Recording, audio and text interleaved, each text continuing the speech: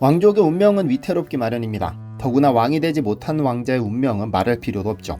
여기에 식민지 국가의 왕자라면 그 운명은 기구하기 짝이 없을 겁니다. 그리고 여기 조선 역사상 가장 기구한 운명을 가진 왕자가 있습니다. 조선시대 차은우라 불릴 정도로 상당한 꽃미남이었지만 일본이 강제로 본토로 데려갔고 히로시마에 투하된 원자폭탄 때문에 사망한 이 왕자는 다름 아닌 이유입니다. 그의 나이 겨우 33, 일본에 끌려갔지만 일본말 대신 한국말을 썼고 일본 음식 대신 조선의 맛을 찾았으며 금지된 노래를 부르고 끝내 조선인 신부와 가정을 이뤘죠. 오늘은 일제가 가장 두려워했던 조선의 황족 이후 왕자를 자세히 살펴봐야겠습니다. 안녕하세요, 디스멘털입니다. 대한제국 고종 황제의 손자로 태어난 이후 왕자는 빼앗긴 나라와 운명을 같이 한 비운의 황손입니다. 고종의 다섯째 아들이었던 의춘왕 이강의 차남으로 태어나 어린 시절부터 나라 없는 황족의 삶을 겪었죠. 사실 그의 삶은 태어날 때부터 특별했습니다. 그의 부친 의춘왕은 대한제국 황족 중 유일하게 독립운동에 직접 참여한 인물로 1919년 상해 임시정부 망명을 시도하다 체포되기도 했습니다. 이런 아버지의 피를 물려받은 이후는 어려서부터 남다른 기계를 보였는데요. 1917년 이후는 흥선대원군의 장손 영선군의 양자로 입적해 운현궁의 4대 종주가 되는데 이로써 그는 당시 조선에서 의춘왕과 더불어 둘뿐인 공의 지위를 가진 황족이 되었습니다. 이 특별한 지위는 그에게 영광인 동시에 무거운 굴레였습니다. 일제는 조선 황실의 후손들을 관리하고 통제하기 위해 어린 황족들을 일본으로 유학 보내는 정책을 펼쳤습니다. 이후 왕자도 예외가 아니어서 1922년 10살의 나이에 일본 유학길에 올라 도쿄의 귀족 학교인 학습원에 입학했습니다. 말이 유학이지 사실상 볼모로 잡혀간 겁니다. 이후 일본 육군 유년학교와 육군 사관학교를 차례로 졸업하며 본의 아니게 일본 군인의 길을 걷게 되는데요.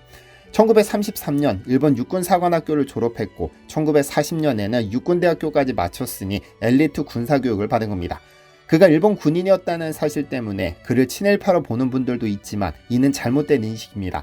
이 왕자만큼 가슴에 조선에 대한 자부심을 품고 일제에 대한 반발심을 가지고 행동한 왕족도 없었으니까요. 실제로 그는 일본인을 병적으로 싫어해서 일본인에게 결코 뒤지거나 양보하는 일이 없었습니다. 그래서 이미 6살에 일본어를 거의 마스터했음에도 일본에서는 절대 일본어를 쓰지 않고 조선말을 고집했죠. 사관학교 시절에는 함께 유학 온 조선인 후배나 생도들에게 일부러 한국어로 크게 군령을 내리곤 했습니다. 일본어를 못해서가 아니라 일부러 일본말 대신 한국말을 사용함으로써 식민지 황족으로서의 정체성을 지키려 한 겁니다. 이러한 태도 때문에 일본은 그부들과 자주 마찰을 빚었고 요주의 감시 대상이 되기도 했습니다. 대표적인 일화 중 하나가 일본군 장군에게 권총을 겨눈 사건입니다. 일본군이 호남평야에 작전로를 건설하면서 농민들의 땅을 무보상으로 징수하자 그는 당장 용산 일본군 사령부로 달려갔습니다. 그리고 담당 장군에게 황족이며 공작인 나는 너 하나 죽여도 감옥에 가지 않는다며 이마에 권총을 겨눴죠. 결국 일본군은 공사를 중단했는데 이후가 요주의 감시 대상이 된 계기가 됐습니다. 한편 그의 외모는 특히 일본인 사이에서도 유명했습니다. 키는 그리 크지 않지만 얼굴은 배꼽같이 희고 눈빛이 형형했던 덕분에 누가 봐도 기공자였습니다. 그래서 요즘 사람들은 조선시대 차은우라고 부르기도 합니다. 그의 민족적 자부심은 일상 속 작은 행동에서도 드러났는데요. 일본 육사생도를 지내는 동안 일본 황족이나 상류층에게 뒤지지 않기 위해 특별히 신경을 썼습니다. 일본 황족들이 자신을 무시하지 못하도록 직접 조선에서 재단사를 불러 비단으로 맞춤 제복을 지어 입었고 외형이나 예우면에서도 스스로를 당당히 꾸몄습니다. 이러한 노력은 식민지 왕족으로서 겪는 서름을 이겨내고 스스로 품위를 지키려는 자존심의 표현이었을 겁니다. 당시 일본의 한 고위관리는 이후 왕자가 항상 번듯한 맞춤 군복 차림으로 나타난 것을 두고 저 조선 왕자는 참으로 눈에 거슬릴 정도로 기세가 등등하다고 표현했죠. 그만큼 황족의 체면과 조선인의 긍지를 지키기 위해 사소한 부분까지도 양보하지 않았던 겁니다. 또한 사소한 자리에서도 일본에 대한 반감을 행동으로 드러냈습니다. 술자리에서는 항상 조선 노래 황성예토를 불렀습니다. 1928년 이에리수가 부른 이 노래는 패망한 고려 왕조를 그리워하는 내용이었는데 일제는 조선민족의 자각을 선동할 우려가 있는 노래라며 금지곡으로 지정했습니다.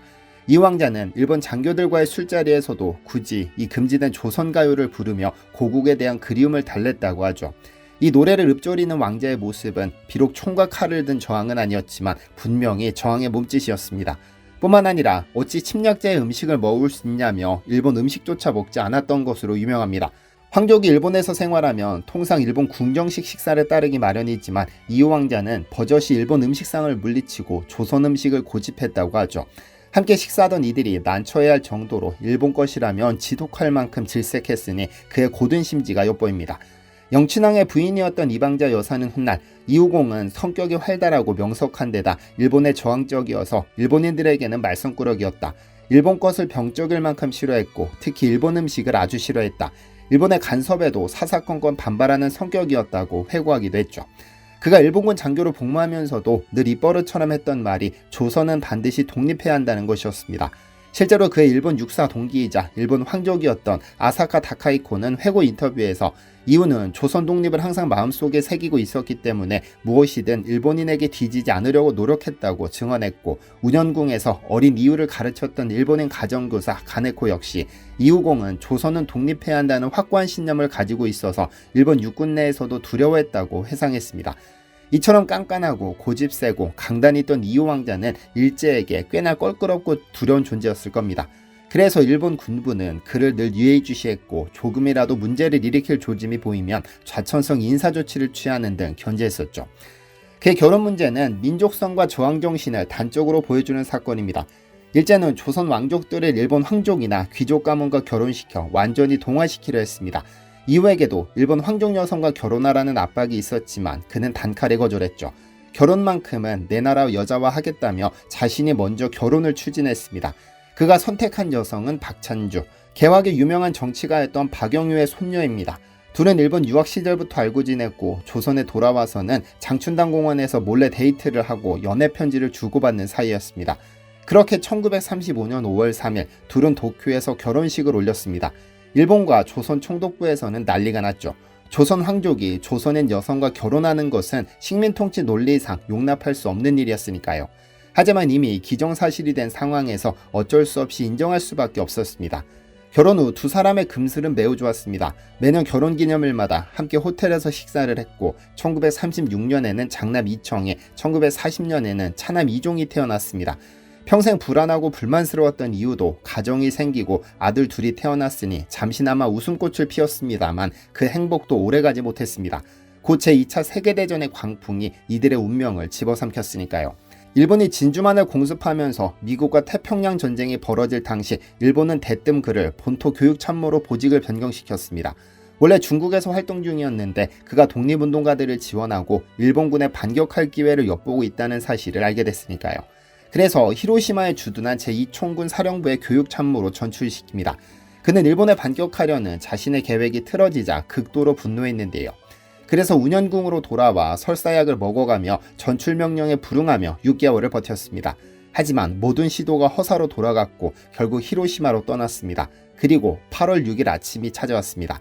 여느 때처럼 참모본부로 출근하려고 집을 나선 그는 배정된 자동차가 아니라 일부러 말을 탔습니다. 평소 승마를 좋아했으니까요.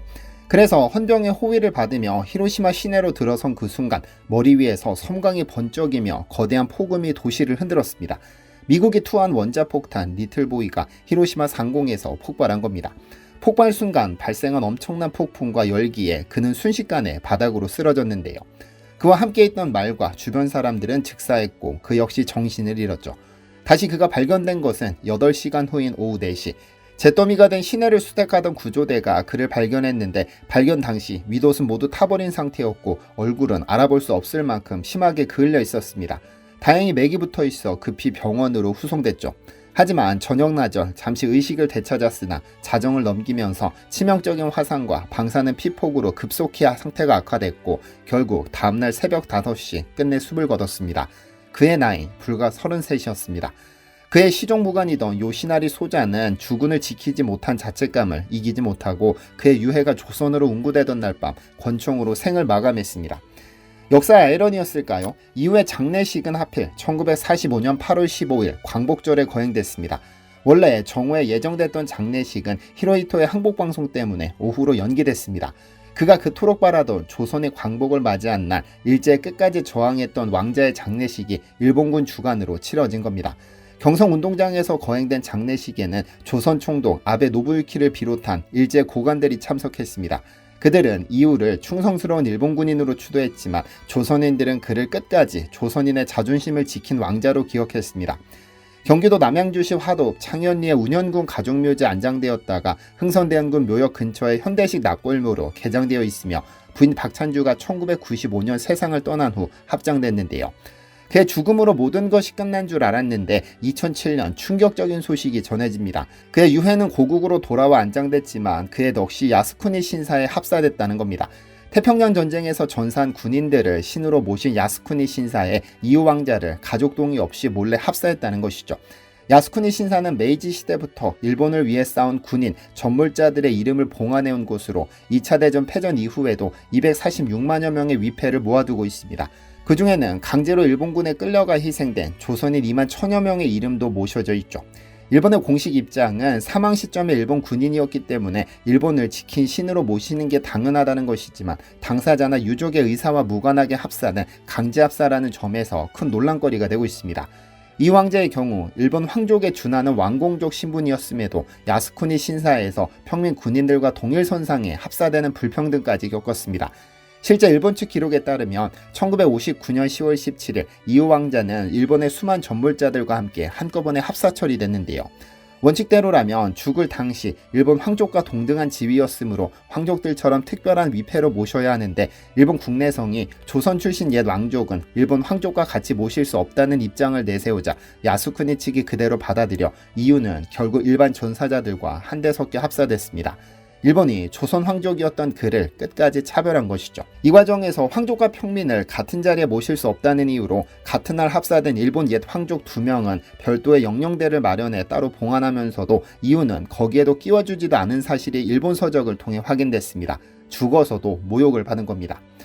이후 왕자는 식민지 시대를 온몸으로 견뎌내며 조선인의 정체성을 지키고자 분투했던 왕자였습니다. 비록 일본 황실의 후손처럼 군인의 길을 걷게 됐지만 마음만은 누구보다 조국을 사랑한 애국자였죠. 그는 나라를 잃은 황족이라는 특수한 처지에서 자기 방식으로 일제에 저항했습니다.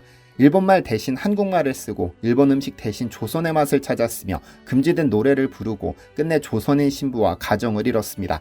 또 전장 한복판에서도 조국 독립의 꿈을 버리지 않고 가슴에 품었던 청년이었습니다. 일본 군복을 입은 현실을 부끄러워하며 진정 우리 군복을 입고 당당히 설 그날을 기다리라고 동료를 격려한 그의 말에서 우리는 그 뜨거운 심장을 느낄 수 있습니다. 부디 저 위에서 평안하셨으면 좋겠습니다. 시청해주셔서 감사합니다. 디시멘터리에서는 여러분의 제보를 기다립니다. 제 채널에서 다뤘으면 좋겠는 뉴스 또는 널리 알려졌으면 하는 영상은 디시멘터리 네이버.com으로 보내주시면 소중히 제작하겠습니다. 시청해주셔서 감사합니다.